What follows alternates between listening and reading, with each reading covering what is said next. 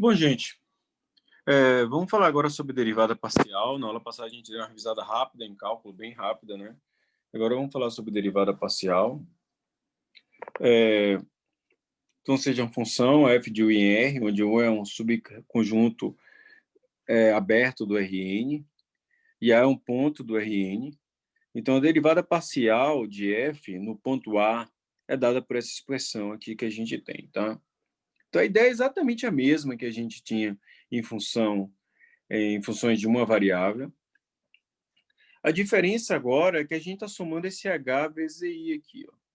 Opa. A gente está somando h vezes i. Né? O que é exatamente isso aqui? Esse i, lembra para a gente? Então, esse i é o E1, é quando você tiver... É o vetor canônico, né? 1 é 2.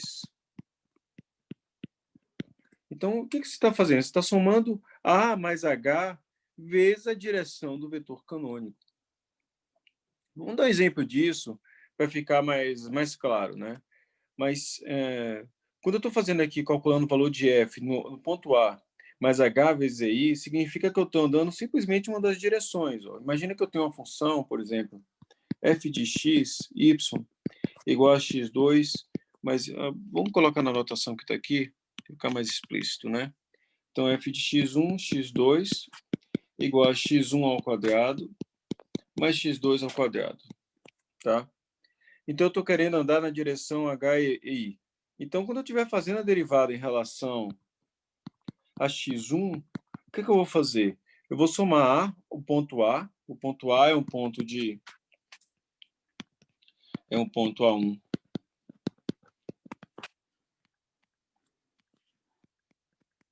A2, e eu vou somar esse ponto com o quê? Com h vezes i. O que é i aqui, nesse caso? Se eu estiver fazendo em relação a x1, isso aqui vai ser h vezes e1, né? Que vai ser h multiplicado por 1, 0. Tá? Então, a minha taxa de variação da função, eu calculo em cada direção canônica, porque a minha variação está dada por isso aqui, por esses dois vetores. Vamos dar um exemplo para a gente ficar claro. Tá? Imagina que eu quero calcular exatamente a derivada dessa função, tá? Em relação à variável x1. Né? Então, quanto é que vale a gente tem que calcular esse limite aqui. Tá? Então, esse limite aqui da função vai ser f, a1, a2, mais h, onde esse aqui é o primeiro vetor canônico, e1, né?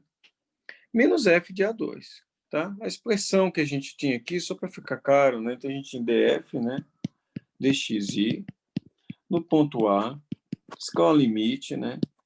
De h tendendo para zero, de f de A mais h e i, né? Menos f de A dividido por h. Então a ideia é a mesma derivada que a gente já viu na aula passada. A diferença é que agora eu tenho duas dimensões aqui no caso dessa função. No caso geral do Rn, eu vou ter funções de n dimensões. Então eu calculo a derivada em uma direção por vez. Então, quando eu calculo a derivada parcial em relação ao x1 aqui no caso, eu uso o vetor canônico aqui, 1, 0, para ele dar justamente essa variação no eixo x, tá? No eixo x1 aqui nesse caso. Então, olha só, se eu somo isso aqui, ó, eu tenho A1, A2, somado com H, 1, 0, né? São a soma de dois vetores, né? Então, o que vai acontecer? Vai dar isso aqui, ó. Do outro lado vai dar a mesma coisa, né? Bom, qual é a função aqui f? A minha função f, ela pega x1 ao quadrado mais x1 ao quadrado mais x2 ao quadrado. Então, se eu fizer x1 ao quadrado, vou ter A1 mais H ao quadrado. Aqui eu vou ter A2 ao quadrado, menos A1 menos A2 ao quadrado, tá? Que é o valor dessa função aqui nesse ponto. Bom, cortando as coisas, né? Lembra que A1 mais H ao quadrado vai ficar 1 ao quadrado, mais 2A1H mais H ao quadrado. A2 ao quadrado corta com A2 ao quadrado, e o primeiro A1 ao quadrado que vai aparecer, isso aqui vai dar aqui. Ó. Vai ficar A1 ao quadrado, mais 2A1H mais H ao quadrado. Né? Então, estou cortando A1 ao quadrado com esse A1 ao quadrado daqui de baixo, né? E esse A2 ao quadrado com esse A2 ao quadrado daqui de baixo. Então, vai sobrar isso aqui. Olha só o que eu tenho. O H corta com H, vai ficar 2A1. Isso aqui vai ficar H. Quando H tende para zero, sobra simplesmente 2/1. Então, gente, a ideia de calcular a derivada parcial, né, para funções de várias variáveis é a mesma ideia que a gente tem quando está fazendo isso apenas para uma variável, né?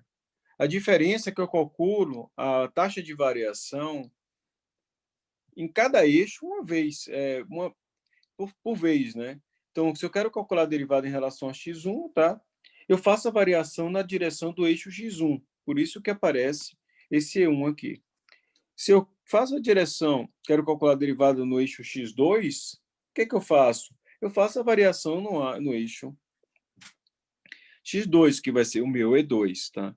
Bom, como a função é simétrica em relação ao x1 e ao x2, quanto é que vai ser essa derivada aqui? Essa derivada vai ser simplesmente 2/2. Então, qual é o ponto da derivada, tá? Da derivada parcial? A derivada parcial, ela calcula a derivada em relação a uma das direções, deixando as outras constantes. Opa! Como é que a gente pode, então, calcular na prática as derivadas parciais de uma função? Então, vou considerar que uma função f de x, y, né, igual a x ao cubo, mais x ao quadrado, y ao cubo, por exemplo, menos 2y ao quadrado. Então, vamos considerar que eu tenho essa função. E como é que eu faço para calcular a derivada em relação a x, né? Olha só, para calcular a derivada em relação a x, a gente aprendeu que a gente faz a taxa de variação, calcula a taxa de variação em relação a x e mantém y constante, ó. O meu y ficou sempre constante aqui, ó. Eu somei com zero, ele ficou constante. E eu calculo em relação a x. Como é que eu posso usar essa ideia na prática para calcular a derivada? É só eu calcular a derivada de f de xy em relação a x, assumindo que o meu y ele é constante. Se eu fizer isso, olha só o que eu vou ter. Eu vou ter 3x ao quadrado mais 2x y 2x vezes y ao cubo. E isso aqui é constante, né? Porque eu estou calculando em relação a x, né? Mas Então, se eu for calcular a derivada em relação a y, olha só o que eu tenho. Eu deixo o x constante. Então, esse cara desaparece, que é zero. Eu vou ficar com 3x ao quadrado